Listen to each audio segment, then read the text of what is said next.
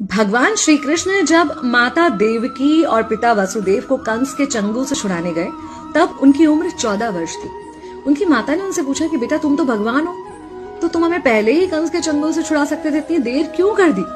तो कृष्ण जी ने कहा, माता क्या पिछले जन्म में आपने मुझे 14 वर्ष का वनवास नहीं दिया था? माता हैरान रह गई, बोली ये क्या कह रहे हैं आप? तब कृष्ण जी ने बताया कि पिछले जन्म में मैं राम था और आप थी माता कैकेयी और आप ही ने मुझे 14 वर्ष का वनवास दिया था और कर्म फल से कोई नहीं बच सकता माता, इसलिए आपको 14 साल का ये दुख सहना पड़ा। तब आश्चर्यचकित होते हुए माता ने पूछा, तो फिर यशोदा पिछले जन्म में कौन थी? कृष्ण जी ने बताया, वो थी माता कौशल्या, जो 14 साल तक अपने पुत्र से अलग रही थी। उन्होंने उस दुख को सहा था, इसलिए इस जन्म में 14 साल मैं उनके पास रहा और मेरे साथ रहने का माता और पुत्र के प्रेम का सुख उन्हें मिला। कहने का मतलब यह है कि कर्म फल से ना उस युग में कोई बचा था, ना आज कोई बचेगा।